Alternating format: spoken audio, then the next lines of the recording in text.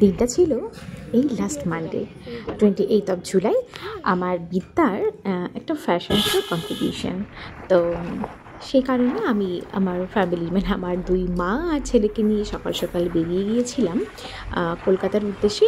আর এই কম্পিটিশনটা আমাদের হয়েছিল সল্ট লেকে।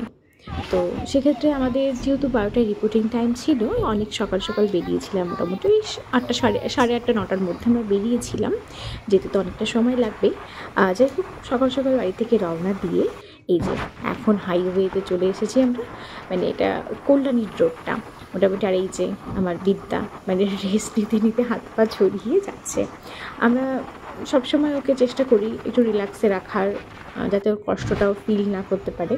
মানে যেহেতু অনেকটা ডিস্টেন্স আমরা যাতায়াত করি, তারপর ওখানে গিয়ে ওকে আবার পার্টিসিপেশন করতে হবে, সেক্ষেত্রে আমরা চেষ্টা করি সবসময় ওকে একটু রিল্যাক্সে রাখার। এবং সবসময় তো খাবার ক্যারি করাই হয়, কারণ লং জার্নি।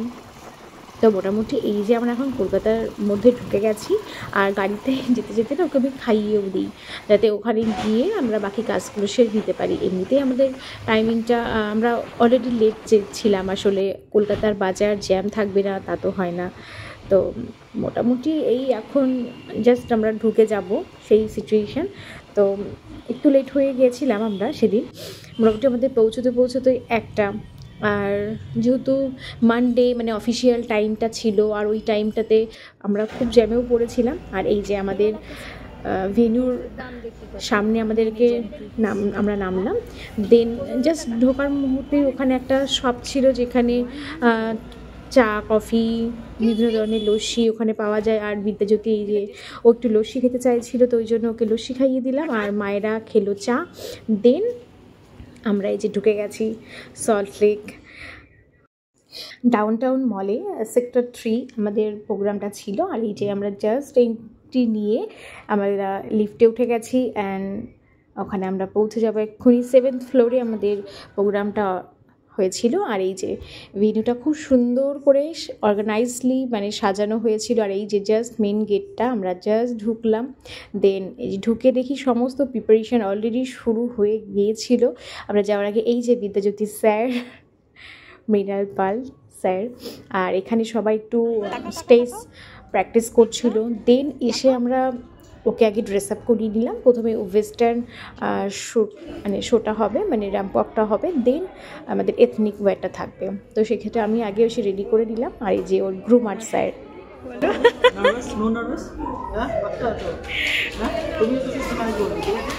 ইনি ছিলেন স্যার অভিষেক গুপ্তা, উনি ছিলেন বাচ্চাদের গ্রুমার।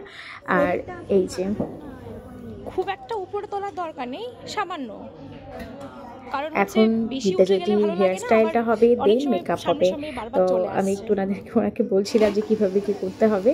আর এই যে এখন হেয়ার স্টাইলটা হচ্ছে, তারপর মেকআপটা হবে। আর এখানে ওনারা চায়ের অ্যারেঞ্জমেন্টটাও করেছিলেন সবার জন্য। তো ওখানে গিয়ে আমরা একবার চা খেয়েছিলাম, দেন আমরা টিফিন নিয়ে গেছিলাম, পরে আমরা আমাদের লাঞ্চটা করে নিয়েছিলাম। দেন এই যে ফাইনালি ও মেকআপের জন্য বসলো, মানে সিট পেলো। আসলে এত পার্টিসিপেট, তো সবাই লাইনেই ছিল, এক এক করে সবারটা করছিল।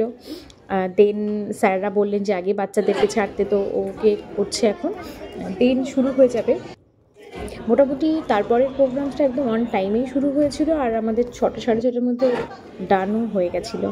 তো এই যে মোটামুটি পার্টিসিপেট এরা কয়েকজন আছে, তো এরা এখানে দাঁড়িয়ে একটু গ্রুমিং করছিল। তারপর স্যার বললেন তাহলে একটু স্টেজে নিয়ে গিয়েই আমরা একটু লাস্ট প্র্যাকটিসটা করাই। তো এই যে সবাই এসে এখানে এক এক করে পোজ দিচ্ছিল। বিদ্যাজ্যোতি একটু প্র্যাকটিস করে নিল স্টেজে কীভাবে কী করবে না করবে।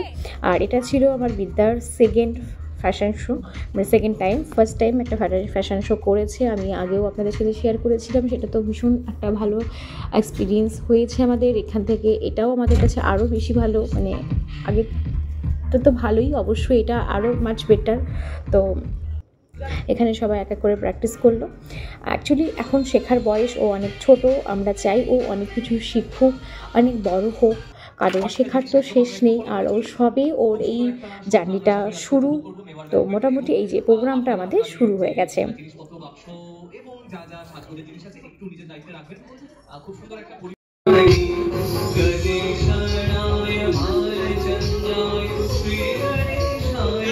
পাশে রয়েছে আমাদের পক্ষ থেকে আপনাদের জন্য একটু ভালোবাসার নিদর্শন স্বরূপ আমরা আপনাদের হাতে তুলে দিতে চাই।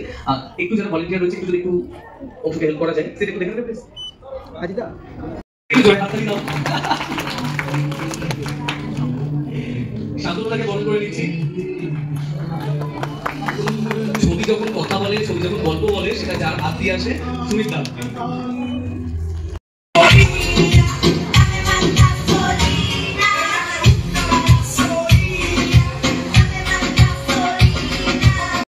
ফাইনালি স্টার তো বিদ্যাজ্যোতি, মানে ফার্স্টে তো প্রোগ্রামটা শুরু হলো, দেন গত ইয়ার্সে যারা উইনার ছিল মেল ফিমেল মডেলস তারা একটু র্যাম্প আপ করলেন, দেন বাচ্চাদের কিডস ক্যাটাগরিটা হয়ে গেল, এই যে ওয়েস্টার্ন লুকেরটা কমপ্লিট হয়ে গেল, এই যে সবাই এক এক করে যাচ্ছে।